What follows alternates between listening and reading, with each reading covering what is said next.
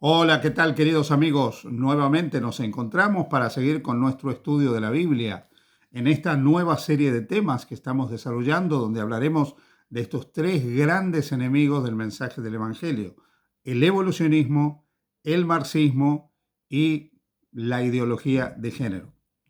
Y hoy quiero hablaros brevemente acerca de la evolución. Tengo la Biblia abierta aquí delante mío en el Salmo número 8.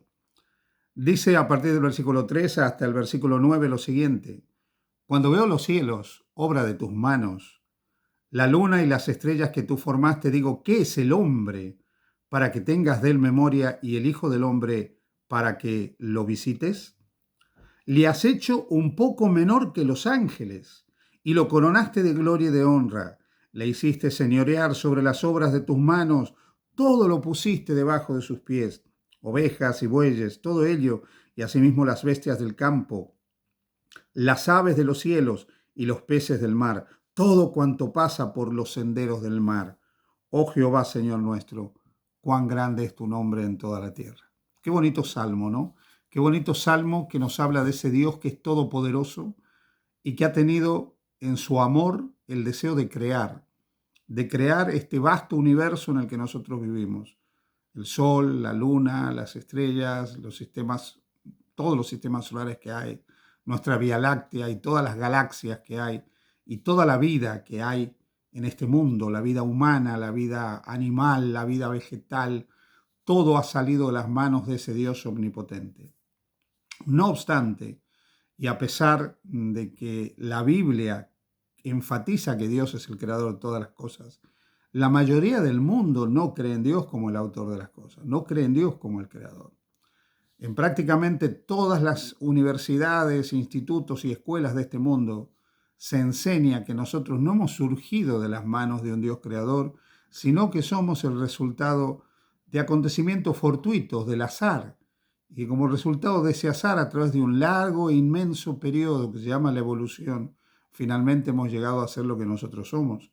Incluso la creación del universo que nosotros conocemos es el resultado de algo totalmente producido al azar, una gran explosión que se llama el Big Bang, que ha dado lugar por lo menos al mundo que nosotros conocemos, al cosmos que nosotros conocemos. Ahora bien, ¿por qué la mayoría del mundo cree esto? ¿Por qué la mayoría del mundo cree en esta teoría de la evolución? Nos tenemos que remontar al siglo XIX y tenemos que recordar que el 24 de noviembre de 1859 en Londres se publicaba un libro que sería revolucionario. El título resumido del libro es El origen de las especies y lo escribió Charles Darwin. Charles Darwin, que había estudiado teología y que era hijo de un pastor anglicano. Luego se dedicó a la biología, era una persona que le interesaba muchísimo el mundo natural y se dedicó a la biología. En ese libro él concluye algunas cosas. Una de las cosas que él concluye es que las especies han ido cambiando a través del tiempo porque tienen la posibilidad de adaptarse. Él concluye que hay una lucha del más fuerte sobre el más débil y que han sido procesos de tiempo lo que han hecho que finalmente las especies sean lo que hoy son. El problema es que para 1859 se sostenía la teoría de Linneo, básicamente, y es que las especies, desde que habían sido creadas hasta hoy, eran básicamente iguales, no había habido cambio.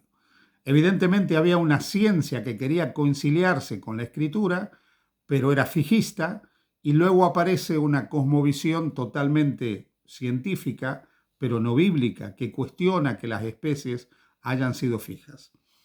Independientemente de que Darwin enuncia algunas cosas que van a traer graves problemas a las relaciones humanas cuando se las acepta como tales, como puede ser la supremacía de unos más fuertes sobre unos más débiles en el mundo natural, hay algo que hay que aclarar. En primer lugar, la teoría de Linneo del fijismo de las especies es un error.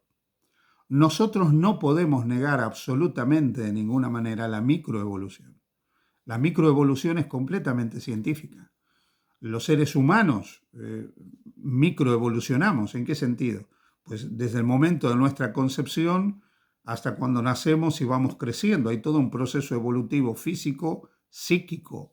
Lo mismo ha pasado con el mundo que nos rodea a nosotros. Cada una de las especies que hay en este mundo son el resultado de diferentes cruzas por el potencial genético que hay en las especies para la variabilidad.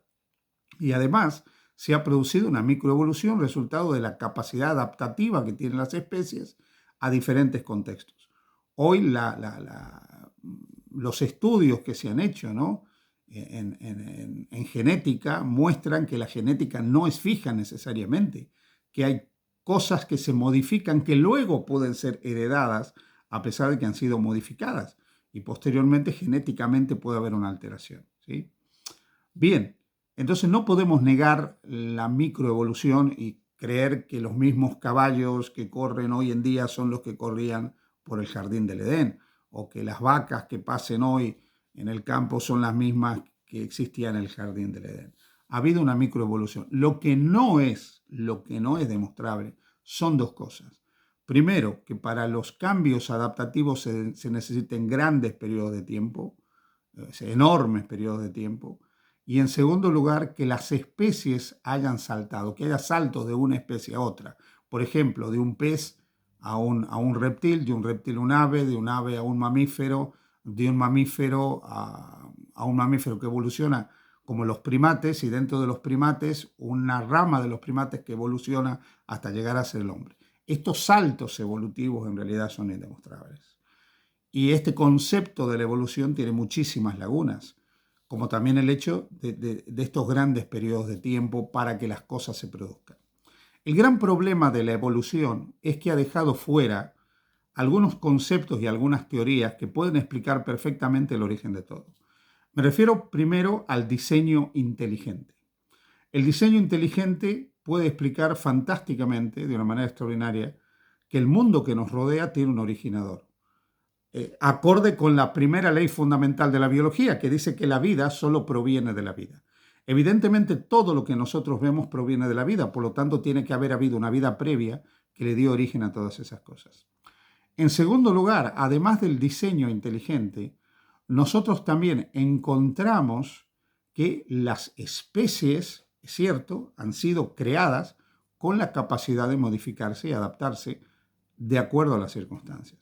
Así que el diseño inteligente, queridos amigos, es una explicación muy coherente. No tenemos tiempo en 10 minutos de hablar acerca del diseño inteligente, pero tú ponte a pensar en el proceso más simple que existe en la naturaleza, que es el de la fotosíntesis, todo lo que eso implica. Una hoja recibe los rayos del sol, transforma esos rayos en energía y libera esa energía en dióxido de carbono. O sea, ese simple proceso es asombroso. Todos los procesos que existen en el organismo humano son asombrosos. Así que el diseño inteligente nos explica a nosotros que hay un autor de la vida, que hay un diseñador de las cosas. Ahora, yo creo que el gran problema del evolucionismo es que en primer lugar quita a Dios como autor de la existencia. En segundo lugar, que hace que necesitemos millones de años de tiempo para cualquier cambio. Y con esto hay un tema. Rompe con la idea del catastrofismo, de que hay acontecimientos catastróficos que pueden modificar rápidamente las cosas, que es lo que sostenemos los creacionistas cuando decimos que muchos de los cambios que ha habido en este mundo se deben a una catástrofe que se llamó el diluvio. Para los evolucionistas no hay ni diseño inteligente ni catastrofismo a la manera del diluvio. Entonces, automáticamente el relato bíblico de la creación lo ignoran, dejan de lado el relato bíblico. Y por otro lado, parten de la idea de que todo ha sido totalmente fortuito, con lo cual no hace falta un Dios, no hace falta un diseñador de todas las cosas. Entonces, tanto la idea de Dios, la idea de un diseño inteligente y la idea de que finalmente el ser humano es imagen y semejanza de Dios, desaparece completamente de esto. Y si nosotros los seres humanos somos imagen y semejanza de Dios, nos debemos a Dios.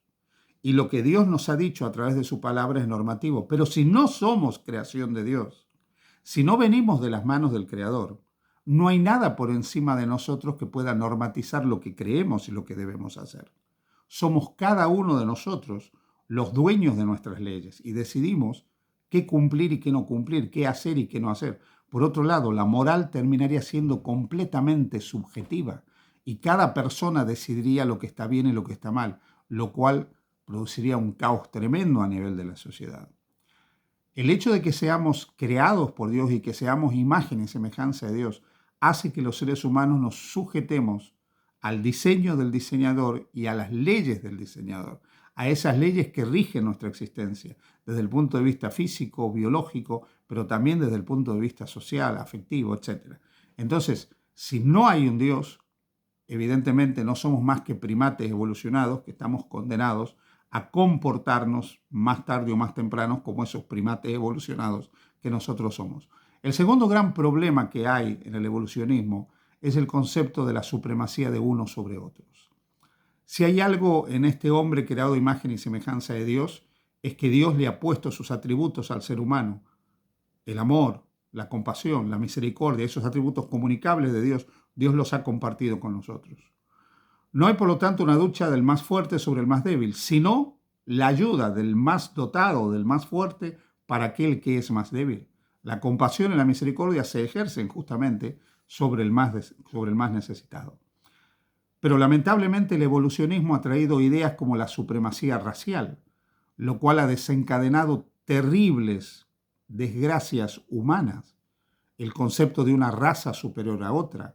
Esto produjo el Holocausto armenio de principios del siglo XX, cuando más de 2 millones de armenios fueron masacrados por los turcos supremacistas. O produjo los movimientos nacionalistas supremacistas de la última mitad del siglo XIX y la primera mitad del siglo XX, que trajo como resultados dos grandes guerras mundiales, una de las cuales aplicó el concepto de la supremacía racial para acabar con razas inferiores, al aplicar los arios germanos la solución final contra los semitas judíos. Entonces, la teoría de la evolución, de la supremacía del más fuerte sobre el más débil, también socava completamente la dignidad humana, porque los seres humanos somos todos iguales, somos todos valiosos, somos todos importantes y todos hemos sido creados a imagen y semejanza de Dios. Así que esta teoría, que tiene muchas lagunas y que nos quita a Dios del escenario de la creación, finalmente nos lleva a los hombres a una perpetua enemistad, a enfrentarnos constantemente entre nosotros y finalmente es a creernos los unos superiores a otros. Qué diferente al mensaje de amor de Jesús y de compasión de Jesús. Que Dios te bendiga. Feliz día junto a Jesús.